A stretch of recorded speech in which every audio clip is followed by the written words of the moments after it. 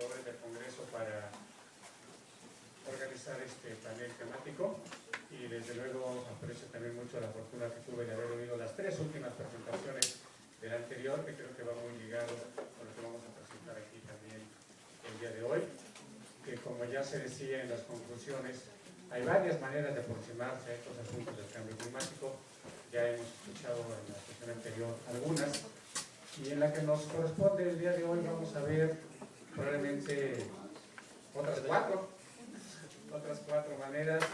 Una de ellas a cargo de la maestra Ana Rosa Moreno, no sé si va a presentar sola o si va a presentar también la coautora Guadalupe Sánchez, acerca de una población muy particular, un estudio con niños, que no suele haber muchos estudios de esta naturaleza acerca del cambio climático. Posteriormente vamos a ver la presentación que nos va a hacer la licenciada Olga Flores de la Facultad de Psicología acerca de qué nos puede decir esta técnica de redes semánticas naturales a propósito de lo que la gente piensa acerca del cambio climático. No sé si antes de ella la licenciada Karina Landeros nos va a presentar algo que mencionaban en la sesión anterior, este asunto desde la aproximación, desde la complejidad. No vamos a abordarlo en el sentido propiamente teórico-metodológico, que como quizá ellos lo están haciendo, con el significado que ellos le dan, pero sí creo que vamos a tener una buena muestra de cuán complejo es, no solo el cambio climático, sino cuán complejo es percibirlo, comunicarlo, transmitirlo, afrontarlo, adaptarse, mitigarlo, etcétera, etcétera, etcétera. Y finalmente yo me permitiré presentar lo que no quisiera llamar el dato más espeluznante de este congreso, pero que realmente es como para poner los pelos de punta a cualquiera que esté interesado en mitigar los efectos del cambio climático.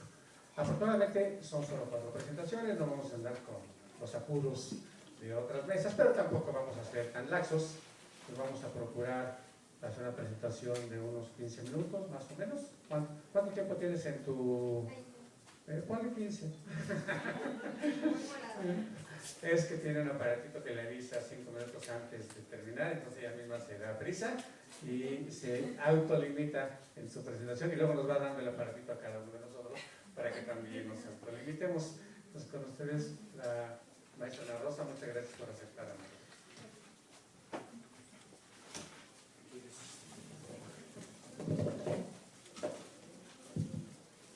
Buenos días, agradezco la invitación del maestro Urbina a compartir con ustedes un trabajo que hicimos recientemente en San Luis Potosí, y este trabajo nace de todas estas reflexiones que hemos estado haciendo sobre la comunicación y la educación en cuestiones de cambio climático, y donde nos damos cuenta que para poder abordar esta gestión, ya sea a nivel de establecer medidas de adaptación o de mitigación, necesitamos estudiar los hábitos de vida y los comportamientos que tiene la cotidianidad de la gente y que se relacionan con el origen del cambio climático. Y esto, bueno, se logra a través del análisis de los conceptos psicosociales, que son la base de los comportamientos, y su base de los conocimientos, creencias, percepciones, valores y actitudes hacia el ambiente en general y en particular al cambio climático. Este es un estudio que salió justo a fines de la semana pasada, que no sé si han tenido la oportunidad de revisar, en donde el grupo AXA de Seguros hizo una investigación entre el 5 de julio y el 6 de agosto de este mismo año en internet, y mandó esta entrevista a 13.000 personas mayores de 18 años en Francia, Alemania, Italia, Bélgica, Suiza, España, Gran Bretaña, Japón, Hong Kong, Indonesia, Turquía, Estados Unidos y México, lo cual a mí me pareció bastante interesante, y en donde ellos encuentran que la mayoría de las personas están muy conscientes del cambio climático y muchas de ellas están preocupadas. Casi 9 de cada 10 personas consultadas piensan hoy que el clima ha cambiado en los últimos 20 años. Y esto es algo muy interesante, porque ya no nada más es cuestión de que yo he escuchado que el clima está cambiando, sino ya manifiestan una percepción propia. Las poblaciones de los países más cercanos a los trópicos somos las más convencidas de este cambio en el clima. El 73% de las personas dicen que han comprobado el cambio por sí mismas, o sea, lo han vivido de alguna manera. El 80% de ellas piensa que el aumento de la temperatura media es algo que perciben como muy importante, y más episodios de sequía son señalados en un 77% de las 18,000 personas entrevistadas en países como Italia, España, Turquía o México. Y bueno, son 4 países que en los últimos meses hemos sufrido sequía, o sea que la percepción es directa. Cuando se trata de identificar las causas, se observan grandes divergencias. En Estados Unidos, un 42% de los consultados piensan que las causas son naturales. Y sabemos que, bueno, de alguna manera esta es una política nacional para no involucrarse directamente en la responsabilidad y en disminuir las emisiones de gases de efecto invernadero. Y para Gran Bretaña es 34%, es un poco menor. En cambio, por el contrario, la responsabilidad de los hombres o del ser humano es señalada en un 94% de personas interrogadas en Hong Kong y el 92% en México. O sea, el 92% de los entrevistados en México pensamos que el origen del cambio climático es por actividades humanas. Así que el objetivo de este estudio fue hacer un sondeo en un grupo de niños y niñas de todos los grados escolares de una primaria en una zona marginal de las afueras de San Luis Potosí sobre la percepción del cambio climático. Estas son las afueras de la escuela. Y nada más como antecedentes, porque es muy importante y tiene que ver con la percepción, esta zona ha sido trabajada desde 1988 por el doctor Fernando Díaz Barriga y su grupo de investigación de la Facultad de Medicina de la Universidad Autónoma de San Luis Potosí, en donde han hecho toda una serie de estudios relacionados con la evaluación de riesgos. Ellos lo que han evaluado, esta zona es una zona de industria metalúrgica de cobre y hay toda una población que vive en los alrededores. Entonces se dedicaron a evaluar la contaminación en aire, polvo doméstico, agua y suelo y ver si esta población que vivía ahí por lo tanto tendría condiciones de riesgo. Y se pusieron a medir plomo y arsénico en aire, polvo doméstico y suelo. Y desde 1989 se diseñó un programa de vigilancia epidemiológica para evaluar la contaminación por estos dos metales en los organismos de los niños, evaluando plomo en sangre y mercurio en orina. Y a partir de estos hallazgos de investigación, que esto es una cosa muy valiosa, este grupo de investigación, todos los resultados que se hacen de estas investigaciones, aparte de que se publican a nivel internacional, son la base para después propiciar cambios en el área. Entonces, esto ha propiciado que se establezcan medidas de remediación. Algunas de ellas fue pavimentación en la zona de Morales Pirules y una reforestación importante en los alrededores. Entonces, esto explica cómo la investigación llega a afectar de una forma positiva a las poblaciones que se ven sujetas a esta contaminación después de una evaluación formal. Esta es la zona, esta es la empresa. Estos son los alrededores de la escuela. Y además se formó también, se elaboró un programa de comunicación de riesgos con estos niños en los que hemos tenido oportunidad de participar para que tengan conductas de protección para disminuir sus emisiones a la contaminación, perdón, su exposición al plomo y al mercurio debido principalmente al polvo doméstico. El nombre de la escuela es Industrial Minera México, San Luis Potosí, y con un resultado académico de prueba de enlace de regular. Esta es la entrada de la escuela. Es una escuela construida por la propia planta de cobre. Y esto es lo que señala la industria. Que toda empresa agrícola, según la Constitución Política, toda empresa agrícola, industrial, minero o de cualquier otra clase de trabajo estará obligada, según lo determinen las leyes reglamentarias, a proporcionar a los trabajadores habitaciones cómodas, higiénicas y establecer escuelas, enfermerías y demás servicios necesarios en la comunidad. Sabemos que esto no necesariamente será, pero bueno, esta empresa es la que construye la escuela y la que de alguna manera le da los aditamentos para funcionar. Este es el patio de la escuela y fueron seleccionados 72 niños y niñas al azar por el director de la escuela por cada año de la primaria. Y la entrevista se realizó días antes del segundo Congreso Infantil Cuidando Nuestra Gran Canica Azul. La Universidad de San Luis Potosí, a través de un financiamiento de CONACYT, se puso a diseñar este evento, que fue muy interesante, con la participación de todas estas instituciones, incluyendo la Universidad Nacional Autónoma de México, que no está aquí el logo porque ustedes saben que a veces es difícil que nos den permiso de ponerlo, pero también participamos nosotros. y cada niño o niña fue entrevistado por uno de los integrantes de los que estuvimos formando parte del Congreso y por la Universidad Autónoma de San Luis Potosí y otras instituciones en abril del 2012. O sea, el Congreso fue por el 20 tantos de abril, 2 o 3 días antes hicimos esto. Para nosotros era importante porque después en el Congreso se estuvo trabajando cuestiones de educación ambiental, incluyendo cambio climático, entonces no queríamos ese sesgo. Y nos dieron un salón especial para tal tarea. Aquí está Tato Guerra, o Alberto Guerra, él es una persona que trabaja con todo este enfoque de payasos a nivel de educación comunitaria y de educación en salud, está haciendo entrevista en la mesa. Este es el salón de lectura de la escuela, como pueden ver, bueno, pues tiene todo el enfoque de lo que significan las empresas, el trabajo y las cuestiones culturales. Se entrevistaron 72 niños, 43% masculinos y 57% niñas. En estas edades aproximadamente, 6 años en primaria, 7, 8 años, 14 niños, de 9 años 6, de 10 años 12, de 11 años 14 niños, de 12 años 6 y de 13 años un niño.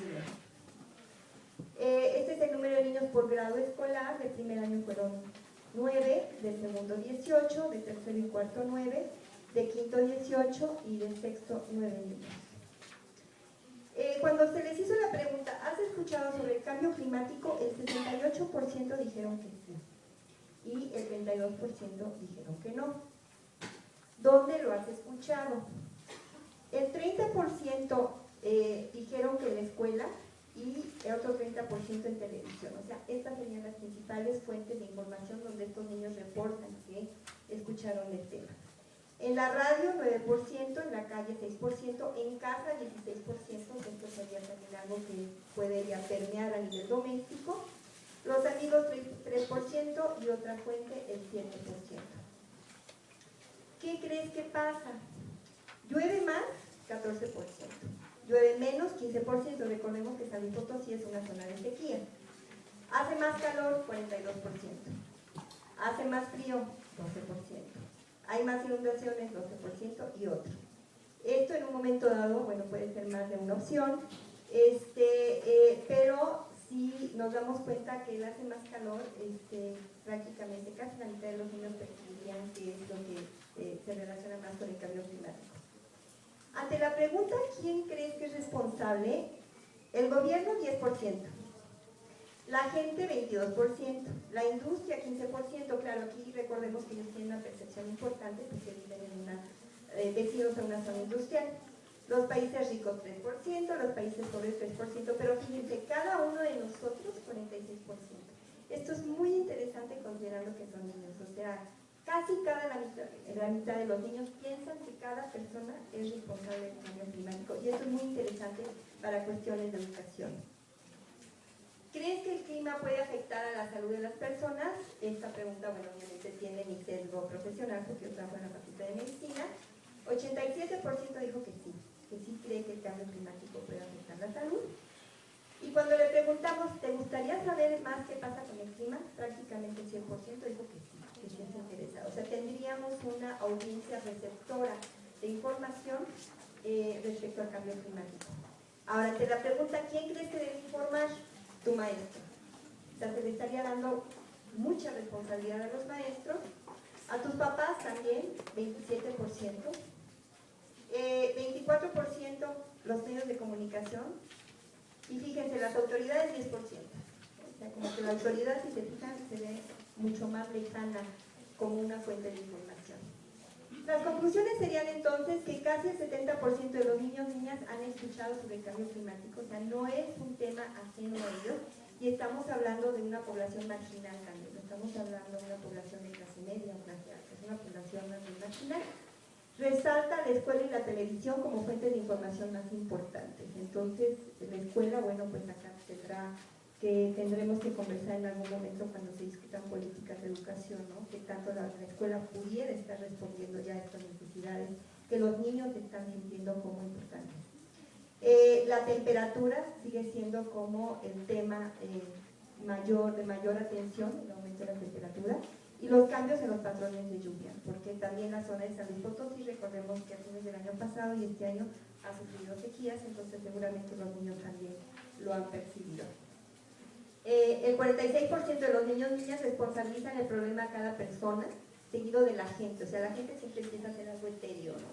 Pueden ser los demás, pero cuando nosotros recordarán que preguntamos quién es responsabilidad de cada uno, pues la asumen como persona. Casi el 90% cree que puede afectar la salud.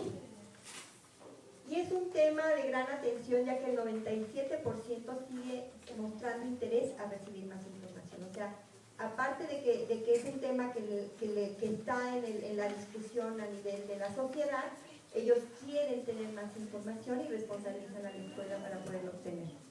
Al ser la principal fuente de información y seguido de sus papás.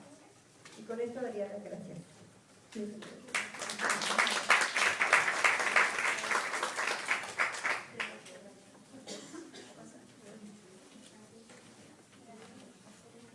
Muchas gracias a la maestra Ana Rosa Moreno. Le pedimos entonces ahora a la licenciada Karina Camberos que haga su presentación acerca de el cambio climático en el conjunto de problemas ambientales globales, y van a ver el gran enfoque de complejidad que tiene este asunto, ¿verdad?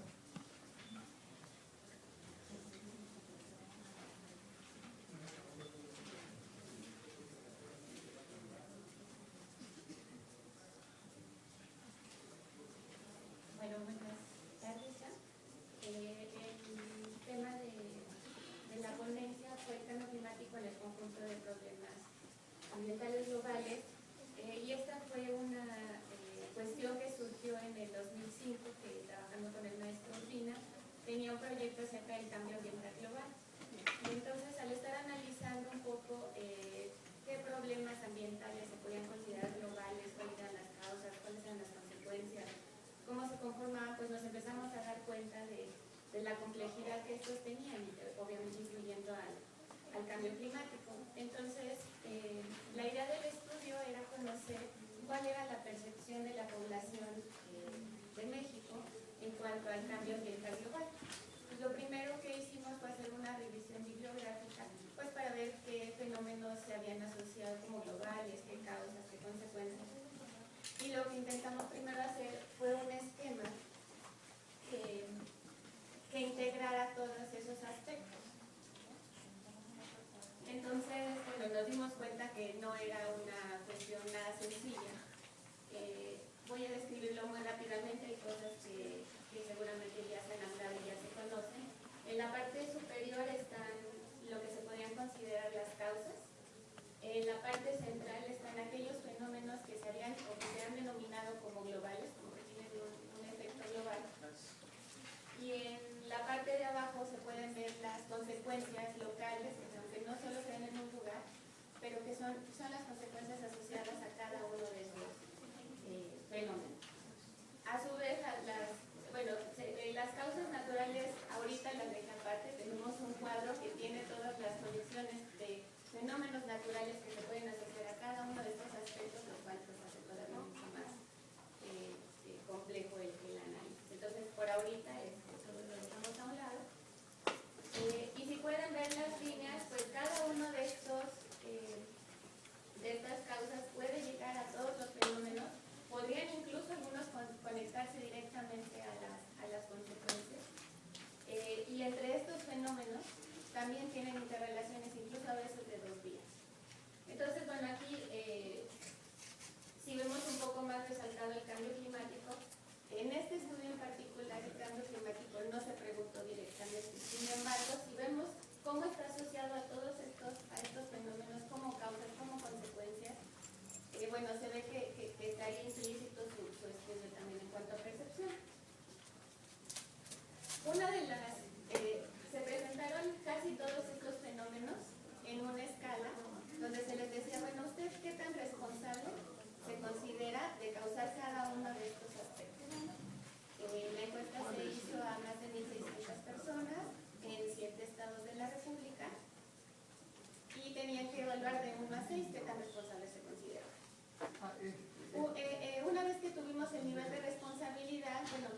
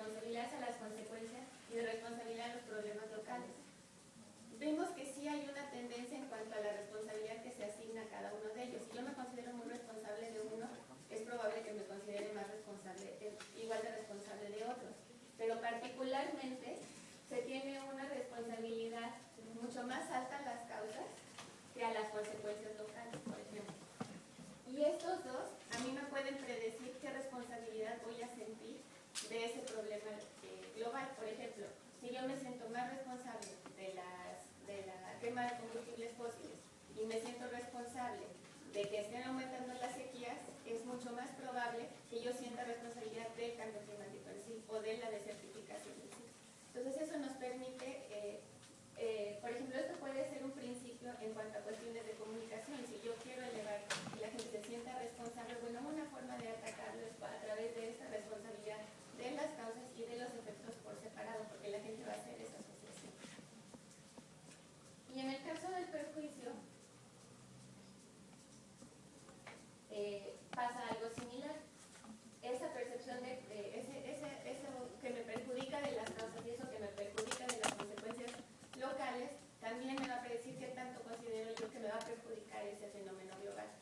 Algo que pasa aquí muy curioso es que en el caso de la responsabilidad sí es más alto, en ambos casos es más alta mi percepción del problema global. Yo me siento más responsable del problema global y más perjudicado por el problema global. Pero en cuanto a las causas y los efectos, en responsabilidad yo sí ubico que soy más responsable de las causas que de los efectos.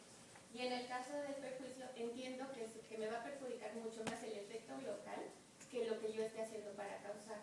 Entonces eso nos empieza a mostrar esa organización mental en cuanto a percepción de la gente. Okay. Después se les presentaron una serie de afirmaciones para que dijeran qué tan de acuerdo estaban en si en cada una de ellas era una causa. En primer lugar, lo primero que les voy a presentar es el cambio ambiental global, que incluía todos esos problemas que les presenté al principio. Entonces podemos ver dentro de las causas que está ganadería, agricultura, procesos naturales, políticas ambientales, crecimiento de las ciudades, hábitos de consumo, producción de compuestos halogenados, etc. Todo eso que se podría asociar a cada uno de esos problemas globales. Entonces, bueno, cuando se les preguntaba qué tan de acuerdo estaban con que esto causaba el cambio ambiental global, se podía ver que pues lo que menos se considera pues es ganadería, agricultura. Había cierta conciencia de que no es un proceso natural, de que no es causado solamente por eventos naturales. En lo más alto estaban los compuestos que dañan la capa de ozono, pero también los combustibles fósiles, la contaminación de autos, pérdida de áreas verdes. En la parte del medio vemos a lo mejor cuestiones más sociales, falta de aplicación de políticas, falta de cultura, crecimiento de ciudades. Sin embargo, esta misma escala se replicó en el 2009, pero ahora sí solo preguntando en relación al cambio climático. ¿Qué tan de acuerdo estaban en que estas eran causas del cambio climático? Podemos ver que la tendencia es un poco similar, que la gente tiene claro cuáles cree que son las causas y cuáles son las asociadas a este problema. Sin embargo, podemos ver que hay un poco más de conciencia en cuanto a la ganadería, la agricultura, aunque después, bueno, se da la misma tendencia. Sin embargo, se acaba de volver a aplicar ahora en este año. Este fue en 5 ciudades, me parece, y el de ahora fue en 3 ciudades. Y lo que podemos ver es que más o menos se ve la misma tendencia, pero sin embargo vuelve a bajar esa percepción de que la agricultura y la ganadería son causas. Podemos ver un pico hacia abajo, lo pueden ver aquí. En cuanto a eventos naturales, puede ser que la gente ya empiece a estar más convencida de que no es solamente un proceso natural. Incluso ya se ve más aquí también la cuestión de combustibles fósiles, de contaminación de agua. Ok. Otra forma que se les preguntó fue qué tan responsables se consideraban igual del cambio ambiental global, del cambio climático en el 2011 y del cambio climático en el 2012. Entonces, igual la morada que vemos es cambio ambiental global, la azul es en 2011 y la verde es en 2012. Entonces podemos ver que la tendencia, parece que el maestro Urbina va a ahondar un poco más en este aspecto, de que se ve un poco menos responsable a la persona que al resto del mundo. Pero yo en realidad lo que les quería mostrar es que cuando tratamos de ver, bueno, ¿y qué pasa con esta responsabilidad? ¿Cómo es esta percepción de responsabilidad? Porque ahí podría parecer que no es mucha la diferencia, que no hay mucha, que la tendencia es la misma, que aunque soy un poquito menos responsable, pues no es tanto. No, cuando yo lo analizo veo que sí, lo que es mi persona, mi familia y mis vecinos, para